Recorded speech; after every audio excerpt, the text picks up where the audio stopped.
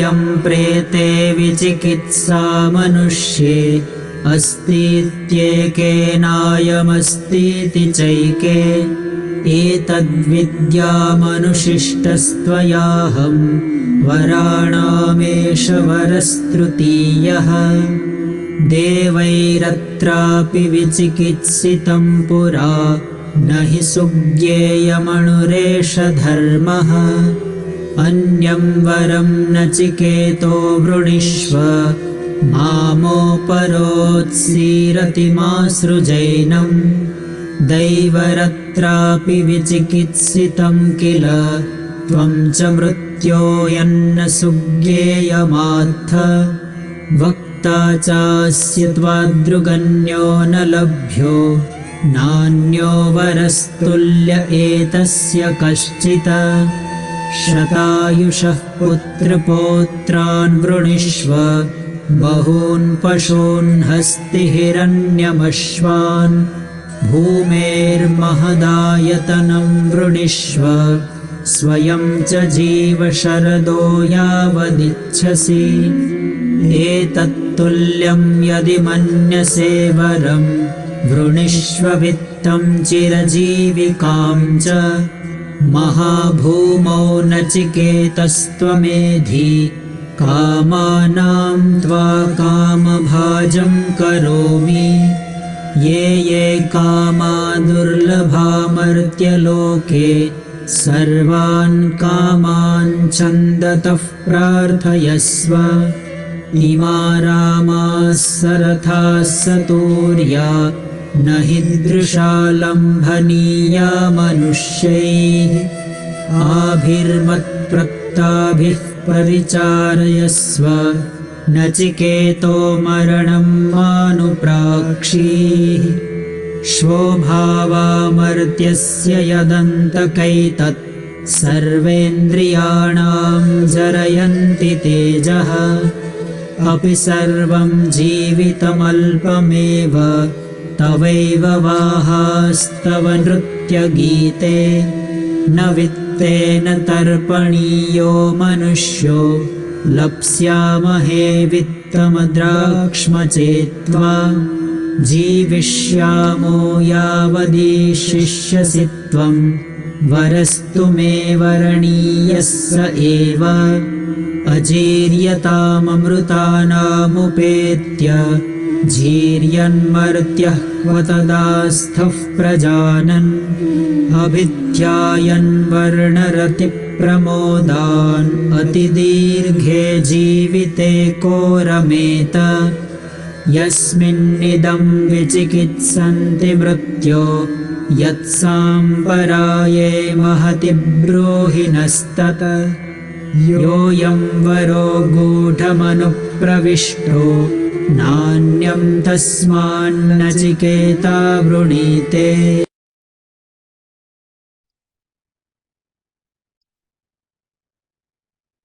Hari Om.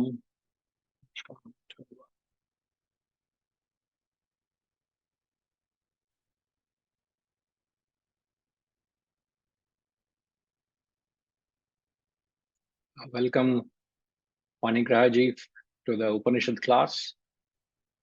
Warm welcome, sir. I know it's the first Upanishad class for you.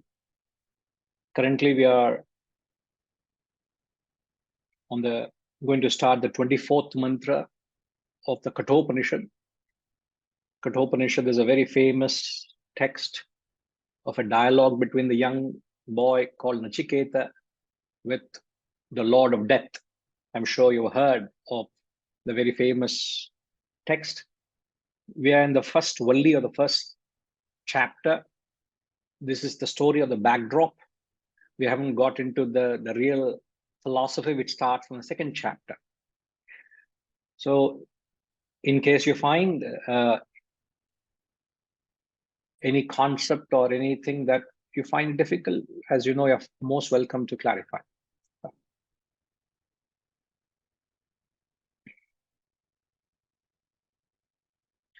As we observed in the last satsang, verses or the mantra 23 onwards, the Lord is dissuading Nachiketa in asking his third boon. The third boon he asks is to give the Atma Vidya. He wants to know what happens to that Atman, what happens to the self, what happens to the Atman upon death. He wants to attain that immortal state of the self. He wants to attain that Atma Vidya. He wants to attain that state of realization. As any guru, any true guru, would not want to waste their time with a student who is not interested in the knowledge or who is not ready to receive the knowledge. They don't have time for part-time pastime, chai pe charcha. Chai pe charcha with God, about God. You can't have a tea time talk with the guru. You will find that a true student alone is worthy of receiving this higher wisdom. And to ensure that a student is worthy, a guru ensures whether a student is an adhikari. And in that context, in the 23rd verse, the Lord starts testing the student. He offers him various material things which any ordinary layman would crave for. So here he says, choose sons, choose grandsons, who may live 100 years, herds of cattle, elephant, gold, and horses. Choose a vast kingdom on earth. Live yourself as many years as you would like. The objective is, he's going to say, you take all that instead of the boon that you asked. And in the context, we did discuss on the most important quality of Vairagya, which is dispassion. And I remember asking you all a question, though we touched passingly. How does one develop the most essential quality of a spiritual seeker is Vairagya. Now, Vairagya is nothing but a sense of dispassion to the lower. How does one cultivate that dispassion? Now, I remember mentioning very clearly that Vairagya is not something you can practice. Why is it that you can't try and practice Vairagya? Is because Vairagya is not a cause, but Vairagya is an effect. Vairagya is the phalam, is the fruit you attain of your spiritual labor. I purposely use the word labor because you have to really slog out in the spiritual field in order to gain the fruit of Vairagya. So Vairagya is the fruit of your spiritual sadhana. So the question is, what is that sadhana one must do? In fact, if you really ask me, the question should be, what should be the sadhana one must perform so that you gain a certain amount of dispassion? You gain dispassion to the lower. What is that sadhana? In fact, the spiritual sadhana is twofold. First step of your spiritual sadhana is negation of the lower. You must negate the lower. That's the first aspect of your spiritual sadhana. The second aspect of your spiritual sadhana is you must assert the higher. So there's twofold. One is negation of the lower. Second is assertion of the higher. These two are the fundamental steps in your spiritual sadhana.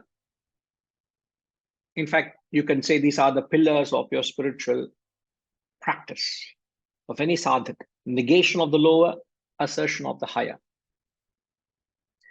Now, from an absolute standpoint, which is very easy to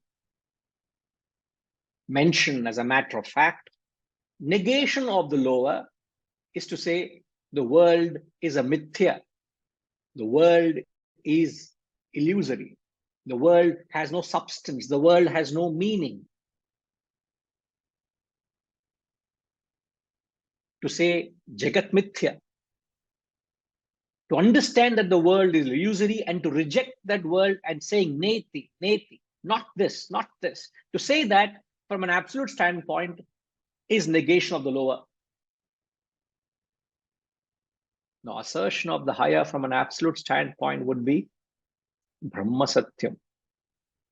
Brahman alone remains to be real. There is nothing other than Brahman. Brahman alone is. Now, this is from an absolute standpoint.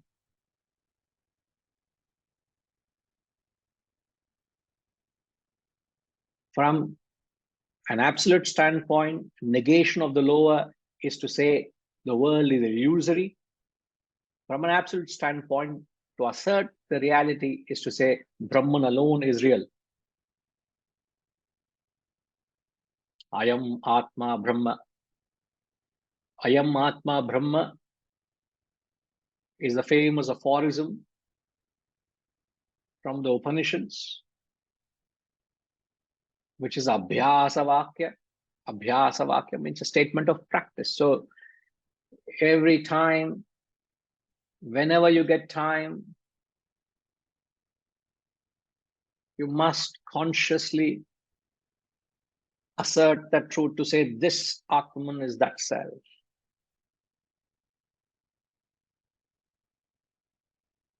Every time you go for a walk, every step you take, Ayam Atma Brahma, Ayam Atma Brahma.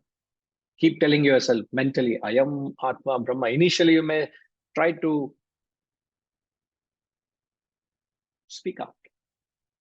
You don't have to yell, but just say, Ayam Atma Brahma, Ayam Atma Brahma.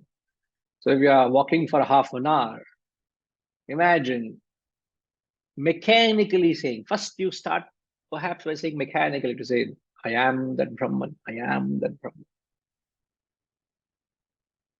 And then there will come a time where you start relating to those words what Ayam Atma Brahma means. So at absolute level, to assert that reality is assertion of the higher. Now, none of us are at the level of absolute level. We are not at the absolute level. So we need to bring down the text to a relative level. So the real abhyasa is to be able to apply this knowledge. If you can't apply the knowledge has no meaning. So how do you understand negation of the lower from a relative level? Firstly, first step of negation of the lower is withdrawal from the world. You must withdraw yourself from the world of temptations.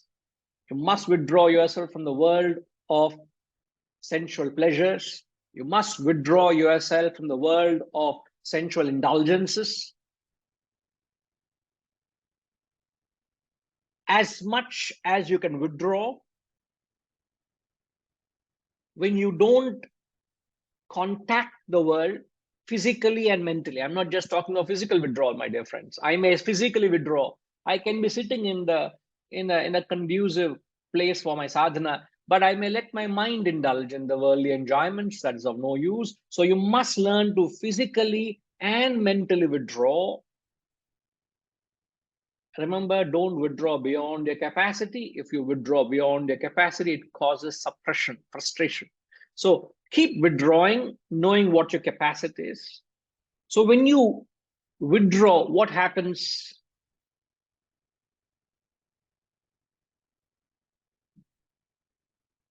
when you withdraw from the world, I'm trying to explain the quality of negation of the lower from a relative point of view. When I withdraw from the world, it could be choosing a particular time or getting away from the world to seek solitude at a particular place. So it could be at a time or a place. You withdraw. What happens when you withdraw from the world?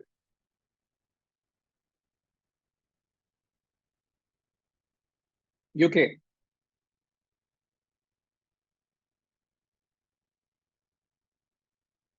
I know which. Namaste, Guruji. I know Able which to is hear me, your. Guruji? Yeah, but suddenly I can't see you. Okay. When we withdraw from the world, the lower this thing drops, and the mind will be able to seek the higher. There will be place for the to think about the higher. All right. Yes, when you withdraw, you create that mental availability for the higher. Today, the mind is not available for the higher because it's running behind the world. It's occupied, preoccupied with the world. So first, withdrawal creates a mental availability, right? Absolutely. Anything further you can add to it?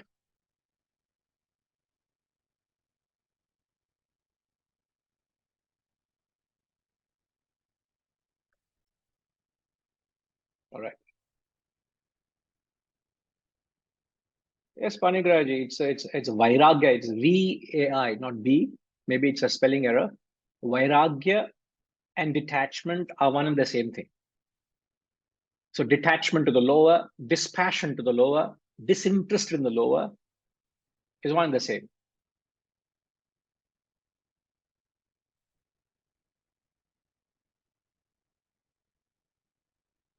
See what happens when, as Ushama rightly said, but what happens when you withdraw from the lower is you are not feeding your desires and attachments. You're not giving in to your desire. You're not giving in to your attachments.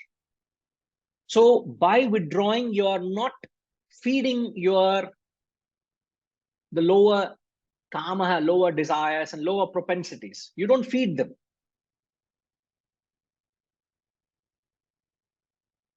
Because when you feed them, you fall a prey to them. If I have a desire for something and if I keep chasing that desire, what happens? Remember in the Ramayana, what is it said in Ramayana? Sense objects are very powerful. And they symbolize sense objects as Vali. You know Vali? Vali was the brother of Sugriva. Vali was a sensuous man. He was a man of indulgence. So Vali had a boon, you know the story, that anybody who came to combat with him one-to-one, instantly he would gain half his strength of his opponent. And Vali by himself was a very strong man. So he had his strength plus half the opponent's strength. So it's impossible to conquer Vali. And that's the reason Lord Rama, hid behind a tree to shoot Vali. So Lord Rama is misunderstood in the context. It's not to misunderstand, but rather to understand what is the context. So therefore, what is the message there of Lord Rama hiding behind a tree to shoot Vali is you must withdraw yourself from sense objects if you want to conquer the sense objects. You can't go with arrogance and say, oh, I have the strength and I can stand, I have the power. No, no. The sense objects are so powerful. The sense objects are so powerful that your sense organs don't stand a chance. They fall a prey because sense objects will take half your strength when you come in contact with it. So therefore, withdrawal is like Rama hiding behind a tree and shooting Vali. You want to conquer the sensuous Sense objects, you don't come face to face with it. You got to withdraw from it and deal with it, not in its presence. So withdrawal from the world. I'm only talking of one aspect. So withdrawal is not to feed the lower. And having not fed, what happens? Then comes an opportunity to practice assertion with the higher at a relative level.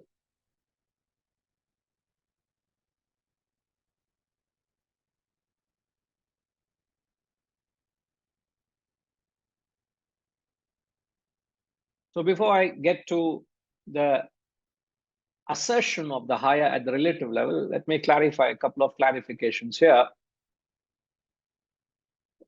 Is detachment a natural phenomenon, or one has to work consciously for that? In fact, as I started by explaining the question that vairagya or detachment is an effect of spiritual sadhana. So when one does the spiritual sadhana, when one invests his time and effort in uplifting himself, the result of that is he has vairagya for the lower. So it is not natural. It's in fact a result of a lot of labor and effort. It doesn't come naturally. What comes, perhaps, I can't even say naturally there, but what comes as it were naturally is desires for the lower. We naturally develop attachment to the world. We develop an appreciation for the lower, but it's very difficult to cultivate higher values. Even in layman's, from a layman's perspective, sir, is it not true that it's very easy to pick up negative qualities? It's very easy to get influenced by negativity. But if you want to cultivate a positive quality, if I were to say, why can't you develop a cultivate of forgiveness? Why can't you develop a cultivate quality of empathy? Why can't you cultivate a quality of charity or sacrifice? Or why don't you behave maturely? All that takes time. But to be egoistic, to be greedy, all of this comes very naturally, as it were, sadly. So in that sense, to develop vairagya, to cultivate vairagya is in fact the cream of spiritual sadhana, which takes time. Indeed takes time. And same Samyama is asking, she asked directly, is vairagya one steps of progression of spiritual ladder? It is one of the ways of, one of the most essential means of evaluating your spiritual growth.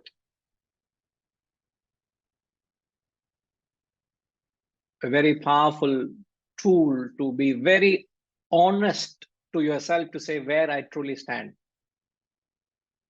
In the subsequent verses or the mantras, we will actually explain how does one test one's own level of vairagya. But I'm not going to get into that. When I come to the 26th mantra, I'll explain there in detail. Now, the negation of the lower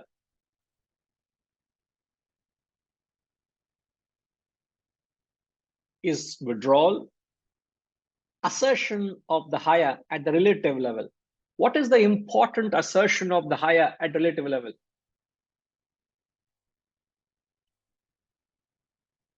Harish.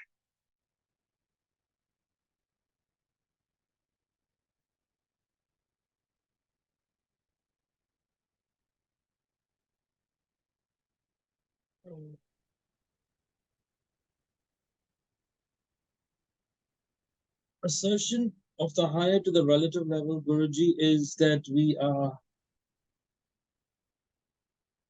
removing all the lower obstacles from our life and going towards a higher goal, towards the self.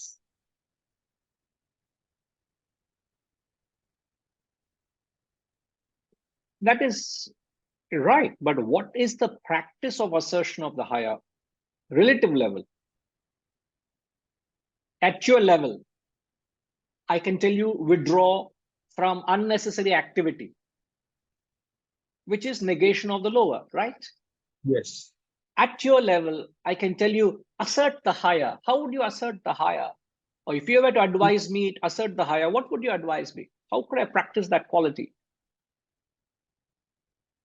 We have to create a form of compulsory discipline in certain areas of our life, which would include practicing the knowledge that we are receiving, cultivating a lifestyle to enhance our growth, in the sense that we have to get up at 4 a.m. and do our Brahma Murtam as well, to have certain mandatory disciplinary qualities of such to assert the higher, so we can practice this higher. These are just 2 or 3 examples. Whether it's our diet and exercise to keep our body and mind and healthy and fit, to do our studies for our knowledge, to wake up at the Sattvic hour so we can reflect and have better understanding of ourselves, to be able to use those tools to assert ourselves to the higher. You got it right. Absolutely, Harish. Perfect. Sai, it will be good if we can see you. Sure, Guruji. Actually, I am on hotspot. Suddenly net started, so I'm on mobile hotspot. I'll try to turn on the video. No issue. Carry on, please. That's fine. So I was thinking maybe Harish ji mentioned everything. I think connect to a bigger cause, bigger goal, something bigger than yourself. Let's say I'm part of a team. How do I connect to the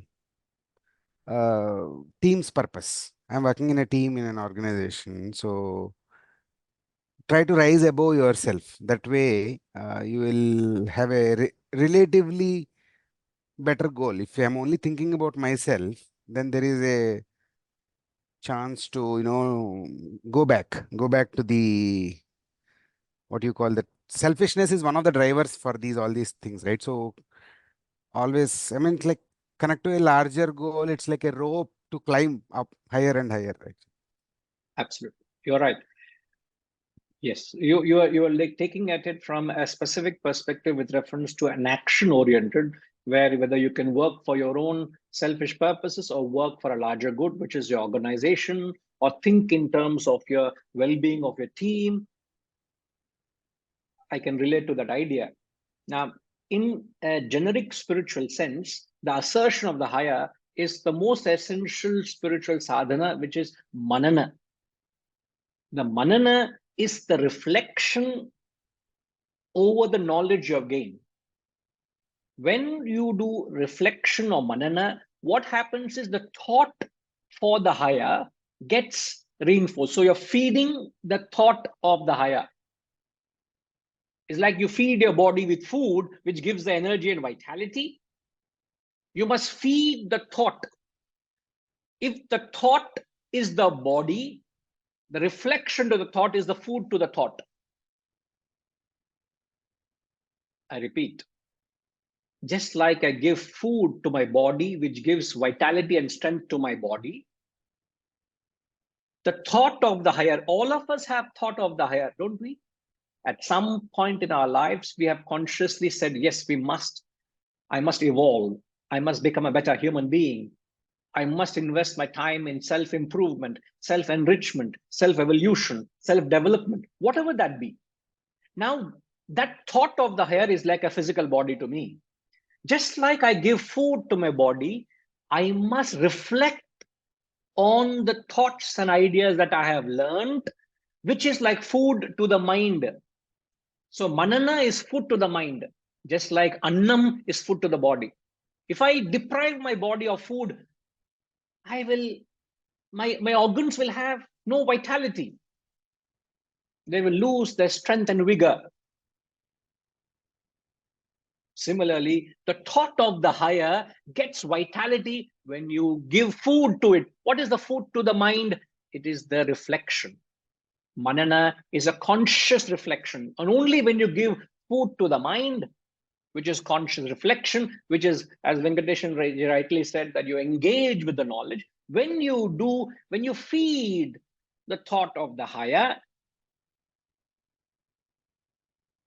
the result of these two, which is not feeding your desire and attachment, is negation of the lower. Feeding the thought of the higher is assertion of the higher. So when you don't feed the lower and feed the higher, what happens? You will get established in the higher and the lower drops. I'm just talking about how you do any investment.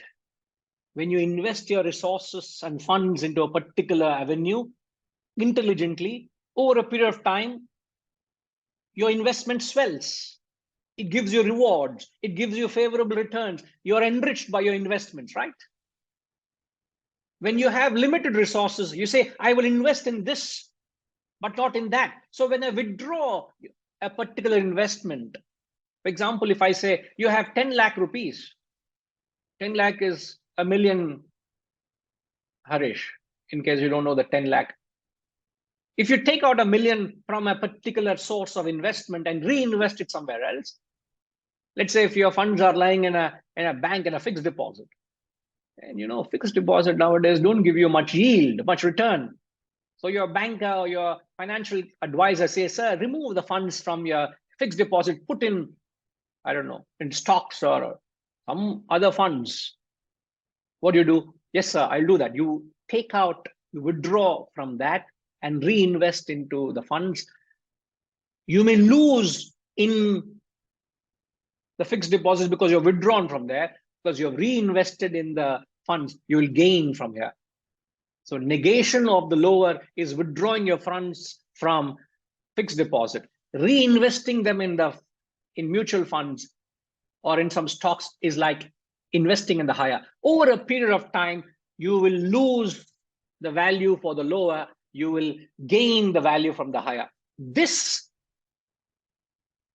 is seen over a period of time. You can't invest your funds today and call your investor 2 days and say, how much have my funds increased? Is there something wrong with you? Sir, I have told you already. You invest it and then don't expect anything in the next 6 months, 1 year. It will take time. You must get over the anxiety for the fruit or phalam. Slowly but surely, your mind loses its current nature. What is the current nature? The current nature is you have a value for the lower. The mind will lose its current nature and will gain the nature of what you're attached to. I want to get attached to the higher.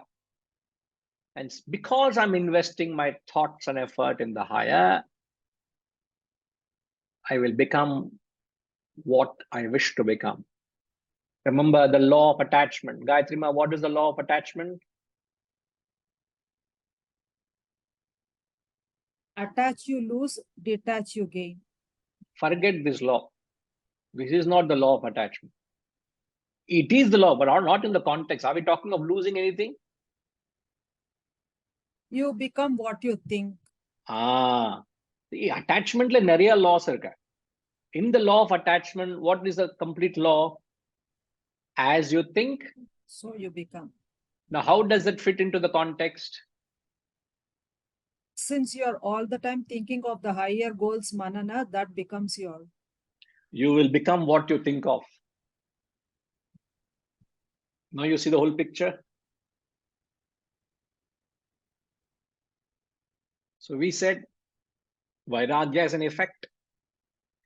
The sadhana is negation of the lower. I'm just recapping what all I said. Sadhana is negation of the lower, assertion of the higher. From an absolute standpoint, negation of the lower is to understand that the entire world is illusory, substanceless, and say neti, not this. Absolute standpoint, to sell Brahman alone is real, Brahma Satyam, and to assert the reality by saying I am Atma Brahma. If any one of us are at that level, please practice it. Since we are not at that level, we are saying you approach it from a relative standpoint.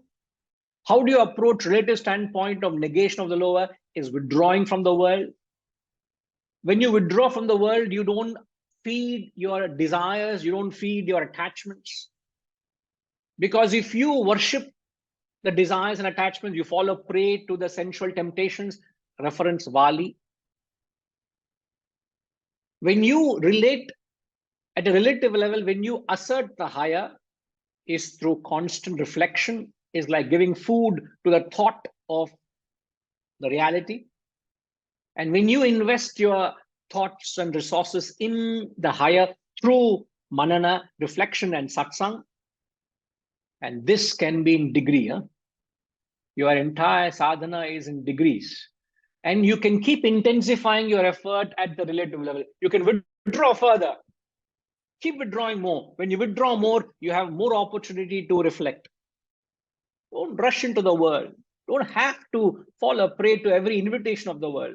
The world may throw many invitations at you. You say, no, thank you. When you say, no, thank you, what happens? Chance to go inward. So either you go extroverted or introverted. So when the more you go introverted, what happens? You will start becoming what you're thinking of. And you are true to the law, which says, as you think, so you become.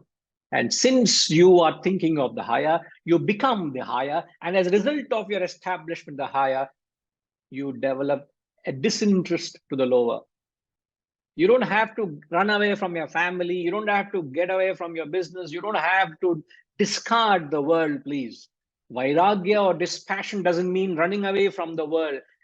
The Shastras don't tell you to abandon your duties and responsibilities. In fact, the Shastras say you perform your duties. But then when you perform, you will have a certain amount of dispassion. You know, yesterday or the day before, Vaishnavi,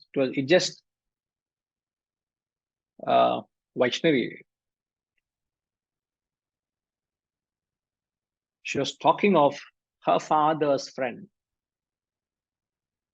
All friends, they went together because it was her friend's birthday. They went to a temple and for a lunch. So there was a planning effort, and she sought permission. I said, please go, whatever it is, and keep us informed where you are. After she came back that evening, she was telling her mother, and then I was in the discussion.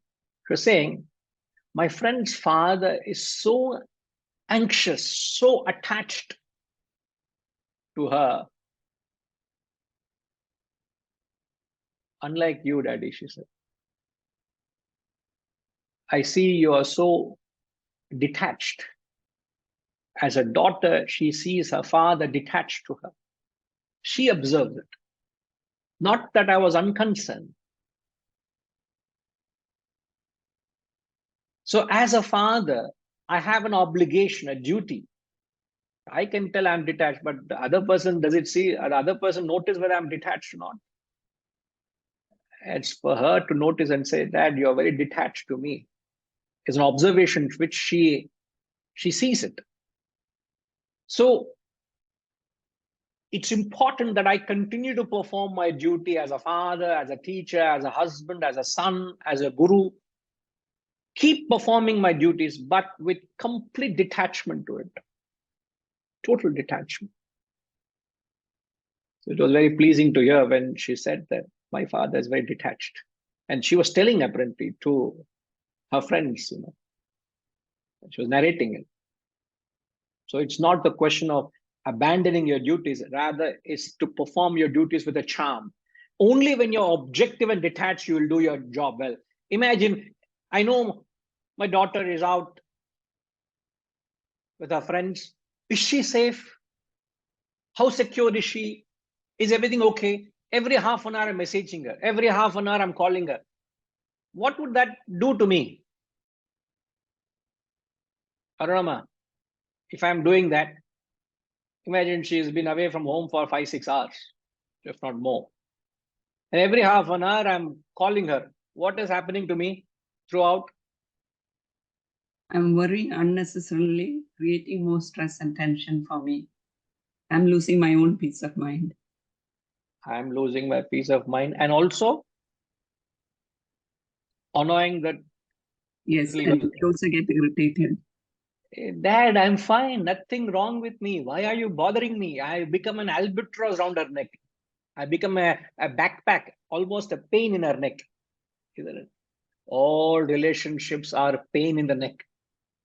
Guruji, can I just share an experience? You agree with me first? Yes, I agree with you very much. All relationships become a pain in the neck because of our attachments. Because of our attachment. If I'm attached to my, I'll certainly listen to you, but I just want to complete the thought. If I'm attached to my daughter, that relationship with my daughter, I become a pain in her neck, in my neck and her neck. That relationship becomes sour and bitter.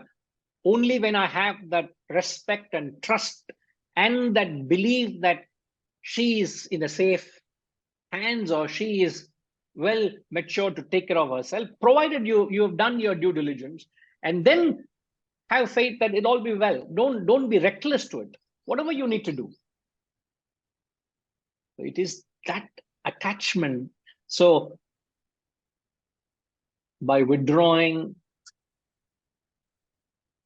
what is withdrawal from the world? Don't feed your desires and attachments. Every minute you can practice it. Moment to moment, throughout the day, you are feeding your desires and attachments. By withdrawing that way, you will not feed your lower.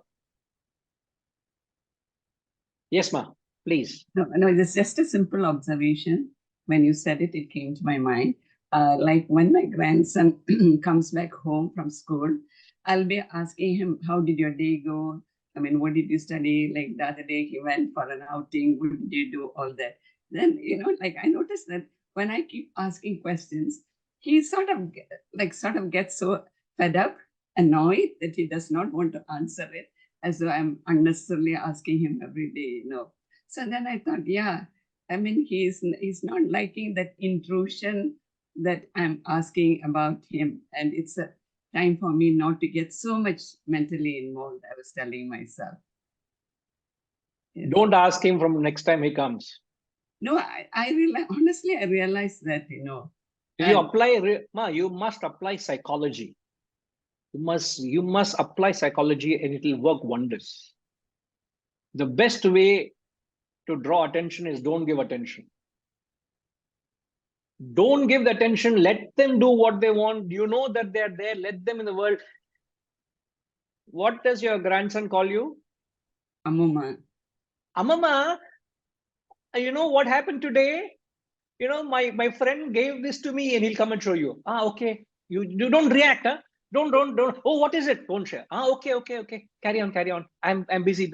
So try to put on an act as if you're not interested. Actually, your heart is longing to connect with that fellow. But you say, okay. Another 10 minutes passes. He'll come back and, Nanama, what are you doing, Nanama? See the anxiety. The more you interfere, the more they will back out. The less you interfere, the more you gain. In fact, the less you talk, the more you'll gain respect. The more you talk, the less respect you gain. Don't interfere into that. Imagine, we have had such a long, lovely association relationship. Imagine if I start out of genuine well-being, constantly keep messaging me every 2 days, 3 days, 1 week and say, Ma, how is family? What is happening? What is happening with Sarita? What is happening with Preeti? What is happening with this? What is happening, doctor? What is happening with this? The point will come, you'll block me. I'm fed up of any message coming from this man. He is genuinely interested. Nothing, no, he doesn't want anything from me. But why is he unnecessarily asking? You see that? That unnecessary concern has a backlash. That anxiety is that spoils the relationship. So you've got to have that spirit of detachment. Live and let live. Yes. And you practice this, I'm sure you will experience it. This is what we say, Vedanta is a science. You can experiment on it and see the truth for yourself, see the results for yourself. You don't have to just go on the face value of somebody says so or Guru says so. Experiment, it will work, isn't it? Yes, Guruji. Very good observation. Thank you. Thank you. No, it's your observation. I'm only commenting on it. No, you reminded me of it. You enforced it with me. Yeah, absolutely. Absolutely. Thank you. Thank you. Thank you. Yes, Panigraji, I see that you have asked a couple of clarifications. Yes, sir, please.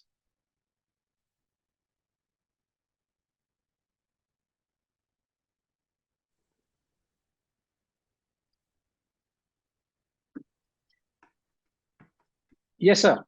You can speak. In fact, the last question which I have mentioned in the chat box is that getting detached and being goal oriented, whether they are contradictory to each other. Because supposing a captain of a team is playing with another team and there are possibilities that they may lose also. So unless the captain has got a strong belief that he can defeat the other team, so he can't motivate, he can't lead, he can't. And detachment, whether it is contradict, supposing he is detached from that particular this thing passion to win. So will be an effective leader, or will he be able to this thing reach that particular goal? Good observation. There could be a possible misunderstanding, but I'm glad you clarified. See, a leader is synonymous with the goal, sir. You can say synonym to the goal is a leader, because a leader reminds you of the goal. Every action of his is dedicated towards the goal. He reminds the entire team of what he represents. Now, considering, if you remember in the public lectures which you were there, I don't know where you were there in those days, we said the result or the goal we defined as something in the future. Result or goal is something which is unborn. Now, if I have to reach my goal, what is necessary is the team leader and the team perform their actions diligently. There must be a sense of efficiency in the action. And one of the elements which destroys the action is anxiety for the fruit. So detachment is towards the anxiety of the fruit. Detachment is not towards the performance of your action. So you keep performing the action because, sir, what is fruit? Present action at a future date is fruit, isn't it? I repeat, present action at a future date is fruit. If the present action is impoverished, if the present action is not perfect, what will be the future fruit, sir? Is it going to be imperfect? So if the leader, I remember many a time I admire the quality which, our ex-Indian cricket captain, MS Dhoni, who's become very popular and famous and extremely successful because of that one quality he has. He has a quality to keep his charm, to keep his cool as a captain in the most demanding situations. It could be a World Cup final, or it's a very crucial match. We are on the verge of losing. The whole country, the whole nation, the whole cricket fraternity, there's so much pressure on him, and he's calmly maneuvering the team. He doesn't imagine the captain himself gets excited and tensed. Being calm doesn't mean that he's not interested to win, sir. Being calm and composed and not having an anxiety to win only makes sure that he makes the right decisions at that point. And it is his cool head. He makes that smart, calculative decisions. In fact, it is a team that loses is the team that comes under pressure. And he is a man. He is synonymously known as cool captain. And if you are able to keep your calm and cool and composure, let your wisdom prevail to do what's the right thing at that moment, believe me, you will invariably win. And he is invariably one of the most successful sportsmen, is because of that composure and that nature, which is what we are saying, that detachment to the fruit. If I do my job well now, it's going to produce results. And this is the trademark of a leader. If a leader has that charm or wisdom in his actions, it invariably inspires the team also not to be overly anxious. Let me do my part. So detachment is not to the action, is detachment to the anxiety to the fruit of action. Thank you. So if you practice that, the fruit is yours. Nobody can take away the fruit from you. So this concept of detachment is wrongly understood. So if you apply it rightly, it is practicing Vedanta. In short, sir, this is spirituality at work, which I'll expand. One of the aspects, one of the core elements is if I'm able to bring in that spirit of detachment to my work, yet I have the fervor. The goal is never compromised. Action is never compromised, but I need to bring in that spirit. Example, as a father, I have the responsibility towards my child. There's no doubt about it. I don't have to abandon my child in the name of spirituality. What spirituality is that? But I have to perform my duties well. Can I be an inspiration to my child? It's not to boast about her or things. You know, in the recent past, obviously she's been seeing me doing this sadhana, getting up and things, but she has never got up and done the study. Of maybe last 3 weeks or a month ago, there was a casual conversation, I don't know, over the breakfast counter. I was mentioning to her that if you want to gain an edge in what you're doing, I said, you get up and do sadhana at 4 a.m. And she wants to become a professional musician. She's learning Carnatic music. And I said, you do that sadhana. I tell you, from that day, I don't think it's a single day she missed getting up at 4 o'clock. She gets up at 4 o'clock and she's doing her sadhana, singing. Only concern was, if I get up and sing in the morning, will I disturb anybody? I said, you will not disturb anybody. Don't worry. And I assured her, and she is not disturbing anybody. Including this morning when I left to the center at 4:30 in the morning, she was there. She greeted me and said, morning, Daddy. I got up for my sadhana. Now, if as a father, if I have not done something, and if I had compelled her to do it, I would not have motivated her. But the fact that she has seen me doing over the years, the fact that I have not compelled her to do it, that moment of interaction impacted her so much, it has transformed her. And she said, I see the beauty of this art. I would like to do this. This transformational leadership takes time, sir. But if I were to keep pushing my people, it's not going to work. It's going to backlash. So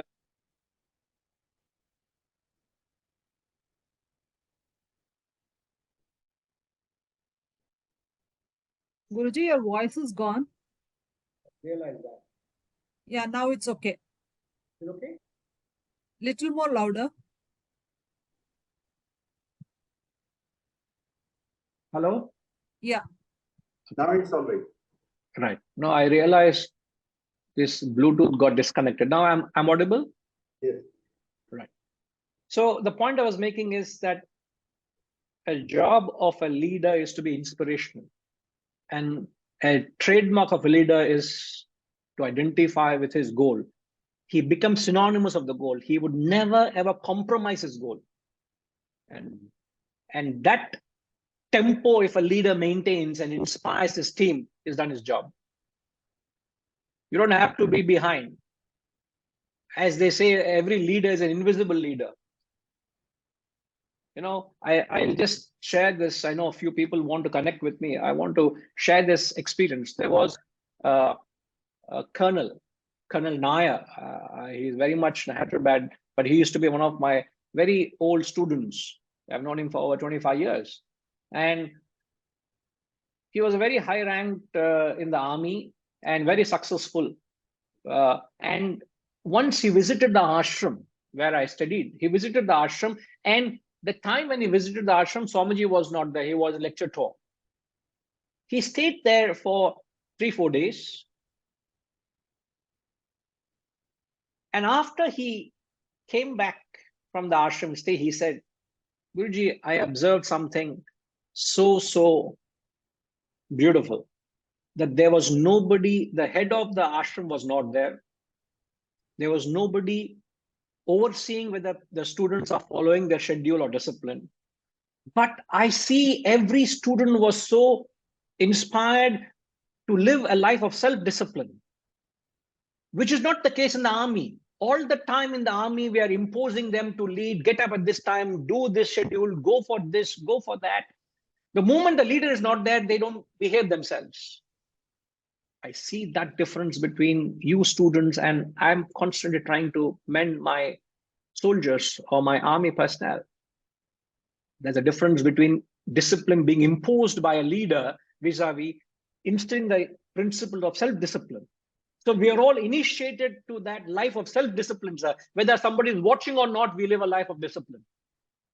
That takes time, but that's how an organization gets transformed. Then you become a global leader.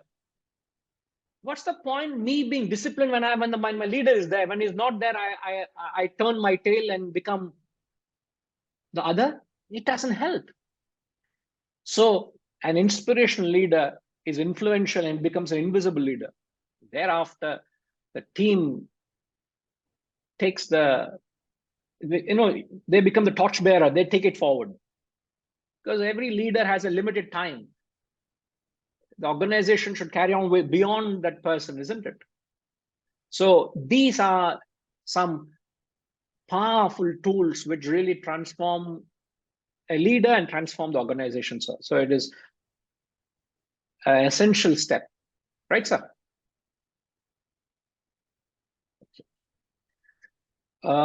Yes, Sai, you wanted to say something? Yes, Guruji, regarding this assertion of the higher, so I'm able to connect to the idea of negating the lower, let's say, things like overeating or oversleeping or all these things. I'm able to connect, but what is that higher thing, in a supreme reality, as you said, absolute, I'm not there yet. So what is that thing I can keep on reflecting? I'm just trying to clarify. One thing I can think of is a quality of the mind, let's say friendliness to the people, or that kind of thing I'm able to. So what is that higher? I'm not able to understand actually. Sir, the very knowledge that you learn, reflection, manana is a reflection on the knowledge that you've gained. What is the knowledge? You have these higher values, higher ideas. You need to churn them, no? That reflection of I'm trying to understand these values. For example, for the past 1 hour, we are trying to discuss the quality, how to develop Vairagya. How is it possible that we are able to throw light on it? Because we have done a thorough examination of this quality. So you need to apply yourself. What is it that goes into it? What are the pros and cons? You start questioning, you start looking at it from an applicability perspective, any quality. So when you start doing this kind of inquiry into the truth, manana is to question the knowledge. You question it, you try and understand it. How can I apply it?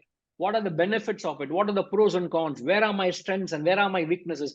That kind of a self-analysis, that kind of a self-inquiry, that kind of a self-introspection with the backdrop of the knowledge at the early hours, is the general sadhana that you do, which will shift your thoughts towards the higher, which is known as manana, which you should do it day in and day out. And you do that for a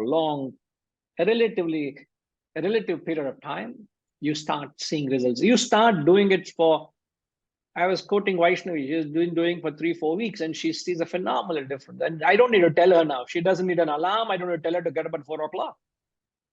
She is doing what she has to do.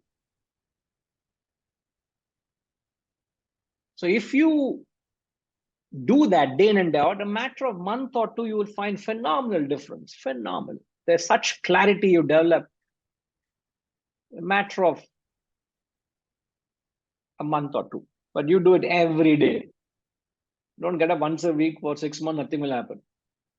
Every day you get up for 1 month, you will see phenomenal change.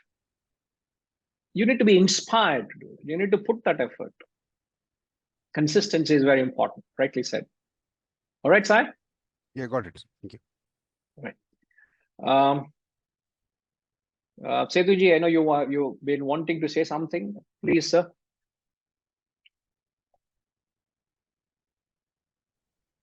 Hari Om Guru. In other words, what I learned is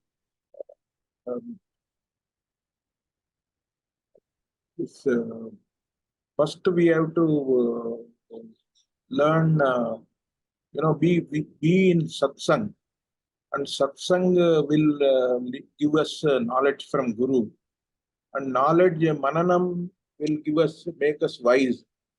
Wise in the first step is it gives us viveka to discriminate right and wrong. That is negating. From viveka we get into vairagya. Can I say that is the sequence? Yes, indeed. Indeed, the association with the knowledge gives you the clarity, viveka. From viveka comes vairagya. But association with the guru or knowledge is, remember, 80-20. It's 20% knowledge, 80% reflection. By not keeping this percentage in mind, you will not help the transformation. 20% knowledge from a guru or satsang, 80% time spent on reflection. But if you spend 80% time in gurus and satsangs and 20% reflection, then the result is not as effective. That's important. That 80-20 or 70-30, that percentage is very important. Thank you, Ji. Yes, Harish? Guruji, I just want to share an observation when you mentioned earlier, live and let live. I practice that to a great degree, live and let live. But the problem is the world doesn't let me live peacefully and they keep disturbing me. That's what happens to many of us. I let it go. I do my own thing in my own little space or my own cocoon. But the world keeps trying to drag me back out into the extrovert world, whether it's condemnation, criticism, judgments, what have you. But I constantly now, I share this with my fellow students is because I'm sure certain people must be going through this as well. So there's always a pullback of temptation or to bring you back out into that space where they don't know where you've gone into your spirituality. I have already practiced the withdrawal process. And there's a lot of criticism and condemnation and judgments going on. But to maintain the steadfastness and stand firm with yourself, with what you're doing, one must be strong to withhold that what the world is throwing at you, and just continue. I'm experiencing this to some degree, and I'm sure my fellow students are also experiencing some of them perhaps, and I just want to tell everybody, hang in there. At some point, they will stop asking, they will stop condemning, they will stop. It'll stop at some point because they know you're not going to budge. I just wanted to share this when you said live and let live. This thought came to my mind and I wanted to share this with everybody. No, absolutely. You're talking from your actual experience or the phase of life or the moments that really Yes. put you to test. I can relate to it. Every seeker goes through this phenomenon in different stages of his life. It's not that, oh, I have gone over it and you're going over it. It's not that. It should never be arrogance. In fact, this test of the world putting us through a certain challenge is right until you're completely conquered and are realized the self. Because as you grow higher, there'll be different challenges, no? Yes. I can conquer here, but I go another step higher, there'll be a different level of challenge. So this challenge is right throughout the journey. If you are at 20%, there'll be level at 20% level, there are different challenges. You move to 40%, there are 40% different challenges. 70%, different challenges. You may not have envisioned what are the challenges at 70%. Different challenges there. The question is, do you have that inner grit? Do you have that clarity of thought, what you want to get, where you want to get? Imagine, sir, if the world is not challenging, it's the most boring phase of life.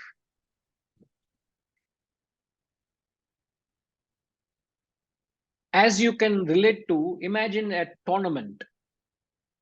As the tournament begins, there are X number of teams. Is a team tournament or an individual tournament? Let's, for example, take tennis for getting clarity. As the tournament begins, the first round, second round, third round are relatively easier phases of the tournament, right? You may win a game 6-love, 6-1. Okay. You go to second, third round, the unseeded players or the higher ranked players get dropped off. You'll find the top ranked players are coming to the third and fourth round. When you come to third and fourth round, you will start seeing competition. It'll not be straightforward sets. You will perhaps play 4 sets to win a game. It'll be 6-3, 4-6, 6-3, 7-5. Something like that. You won 3 sets or 3-1 or 2-1, you're won. You come to the quarterfinals, semi-final, and finals. It is literally they are slogging on the ground in the center court. They are playing for 4 or 5 hours. And everybody pays the kind of money they come to watch. Nobody will go and watch a first round match. Would you? Boring, one-sided match. 6-love, 6-1 is boring.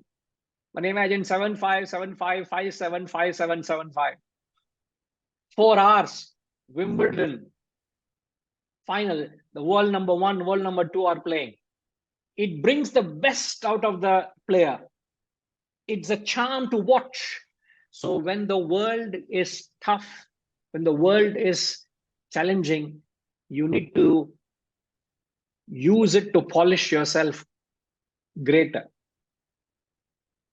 So don't complain if the world is challenging. In fact, you must look forward for challenges. You must have that sportive attitude and apply this Vedanta in life. You will not complain if the world is tough. Don't you need a rough surface even to polish a gem or a stone? You want to bring out that sparkle from a diamond, you need the rough surface. So you need to use the rough surface to sparkle your inner personality. But you need the wisdom. You need to have that strength, that inner metal, as they say, to be able to use the rough world to bring out the best in you. Don't complain. Any true fighter, any true entrepreneur or a leader will never complain for challenges. In fact, look forward for challenges. So in a game like surfing, what does a surfer look for? Have you ever surfed, Harish? I've seen waves. What kind of waves? I don't know how to explain it, but it's those very high waves that they want. The boat has been on top of the very high waves. Yeah. If it is it's like if there hardly any wave, no surfer will be interested, isn't it? A real surfer is only looking forward for those huge crests and troughs of that ocean waves. Yes. Yeah. Some of you, I don't know whether you remember the advertisement of Old Spice aftershave. Gayatrima, why are you nodding head as if you have used aftershave in your life? Huh? A person who has to nod his head is not nodding. You're nodding the head. Because I loved that waves, the way the surfer goes up. Then it's okay. So absolutely, it's such a very powerful image that has stuck in my mind as a kid. I remember seeing that advertisement, So the surfer is ducking under that huge wave that's dying on him. That's a sport. So you must bring that spirit of a sportsman into your life. And even if you lose the game, never mind. I have never fought. I never played the game to lose. No player ever plays the game to lose. But when you lose, you go across and congratulate the opponent and say, well played, my dear. Wish you the best for the future. Go to the very top. You congratulate. That's sportive. You don't have an animosity towards your opponent. If that fellow plays a better game, you congratulate him. But you have played, you have not left any ounce of effort to lose. You wanted to win, but you're not affected by the loss. You take it very sportively. So when you play a sport, it really makes you very philosophic. In fact, you apply Vedanta in sport and you apply sport in Vedanta. So I encourage you all to put on your shoes, put on your gear, and go and play any sport that you want to. Because now I'm going to go and play the sport, badminton. After the class, I'll go and play the sport. So please, whoever wants to come along. I'll take you along in the journey. So very much observe your candid observations, Harish. It's not only this phase, it's right through until we conquer ourselves. Right? So I expect it to be ongoing and keep refining myself and keep polishing my spirituality. Absolutely. It's like saying, oh, I've conquered one desire. What will happen? Another desire is waiting to be conquered. I've conquered that desire. Another will be waiting. I conquered that desire. Another will be waiting. I can't say, oh, I've conquered 4, fifth one I'll give in. That's the moment you fall. You can never let go your guard. Can you? The moment you let go of your guard, you fall a prey. Your mind is your perpetual foe. Remember, you can never fall a prey to your mind until you completely master your mind. Conquer your mind, you've conquered the world. So it's a constant sadhana battle. And the more you put in effort, the more energy you draw out of it. You never get tired. That's the beauty of this effort. When we did the public lectures, we said that, isn't it? In this, there is no loss of energy, nor is there contrary result. When you work for a higher cause, there is no loss of energy. It means you don't get tired by enriching yourself. You only get tired if you work for your selfishly, as Sai said. When you work selfishly, you get tired. When you work for a larger cause, there's enormous potential. So the work itself is enthusing. The work itself is rewarding. I don't know whether you all can relate to the word, because there's a lot of sentiment associated with it. There's a lot of feeling associated. And if you're able to live that kind of a life, not that I'm not saying you're not, but one who lives that kind of life can relate to the words and the sentiments that the words hold. Right? So today we couldn't get into the text, but we justified the question, how does one develop Vairagya? All I would say is this element that we studied in the satsang or the class today, you keep intensifying it as you keep growing higher. These essential principles will not change. Withdrawal from the lower, assertion of the higher, until you get to the absolute level where you say the world is illusory, Brahman is the reality. Till you can relate to that, you carry on with your application of these two principles, and the fruit you get is Vairagya. We'll come back and continue with the text. We'll get on to the 24th mantra next week. Om Purnamada Purnamidam Purnat Purnamudachyate Purnasya Purnamadaya Purnamevavashishyate. Om Shanti Shanti Shanti. Harihi Om. Shri Gurubhyo Namaha. Harihi Om.